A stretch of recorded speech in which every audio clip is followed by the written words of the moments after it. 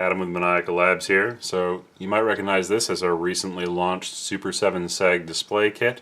It's got 12 nice big digits, controlled by the sort of Arduino standard ATmega 328P, serial in, serial out for chaining to other displays. Nice, easy way to get a bunch of big digits in your project. And when we were developing this, obviously we wanted some way to show it off, a little bit of a project, and well, if you follow us at all, we like not only blinky things, but weird timepieces. And that is where this comes in. I swear, this is actually a watch. That's why these straps are on here, and I'll prove it. So, this is probably the most ridiculous, most cumbersome watch in existence, but I love it. It's awesome. I can't get away without doing things that are a little bit over the top and crazy. Now, if you look at this close, so this is a fully 3D printed case. You got the 7 Seg display kit here. This is actually a prototype unit, but you know, it's all enclosed, so you can't really tell that it's got that OSH Park purple board in it. And if you look close, there's this little thing over on the right. That is a GPS receiver. And yeah, so this doesn't actually need to be ever really set manually. It picks up GPS signal and sets itself. So I'm actually going to turn the light off here. Oh, not that this isn't bright, but only because my bench lights are crazy bright. And so we'll turn this on here. So right now we've got latitude, longitude scrolling past, and the number of satellites fixed on there, and the speed. And yes, that 3578 is the Maniacal Labs headquarters. It's actually pretty accurate, but that's not information that wasn't public already. And we've got a couple of different modes on here. So we can also do the just day and time mode. I'll go through here. This one's actually just a setting. It's basically the number of seconds until the display turns itself off to save the battery. And last but not least, of course, we had to throw in the Unix epoch time, kind of harking back to our roots of the old binary epoch clock. And this is literally how it gets time. Actually, no, I'm lying. This is not actually how it gets time from the GPS satellite. As you'll see in the source code, which I'll link down in the video description, the GPS results are kind of weird. You'd think that they would just use some standard Unix epoch time. Of course not. It's a NEMA formatted standard time that has to be parsed.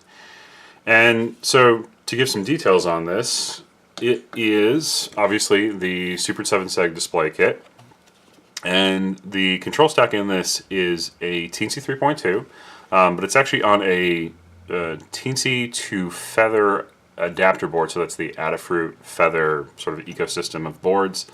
The real reasoning for that was I have literally a drawer full of Teensies on hand. I kind of go through them like candy, and I was doing an Adafruit order, and it was just easy enough to get the adapter because I wanted to use the form factor of the nice little Feather GPS module. Also, the sort of other benefit to using that Feather form factor is obviously this is not plugged in anywhere. It's battery powered. There is, however, a micro USB there, and that's actually the micro USB off of the Teensy itself, and that allows it to go through the Feather's battery charging circuitry. So there is a effectively 18650 cylindrical battery in here, and that gets charged as soon as I plug it in. Admittedly, there's no off switch. To turn it off, you let it die, which I've done many times at this point, bringing it to shows and whatnot. This is really kind of one of the reasons why we built it. Was it's kind of great for maker fairs and the like. It's a great little conversation starter when you've got a giant display like this strapped to your arm. But it's fun. I mean, it's not going to get you unlost if you're stuck in the woods somewhere, because you would need like a cell phone or something to look up what the latitude and longitude was, unless you were just really that good. Or I guess if you had an actual map, yes. Paper maps are apparently still a thing. So yeah, this is the whole thing. The files for both the case and the firmware are on Github, of course. It's all open source. The 3D design was done in Fusion 360, so I'll not only link to the STL files, but the actual initial, Fusion 360 CAD for this. You can modify it to your heart's content. I've got a couple of other things planned for being able to, build cases around these, and this is kind of a good starting point for it. So all that will be available up there in case you ever wanted to build your own or just see how it's done.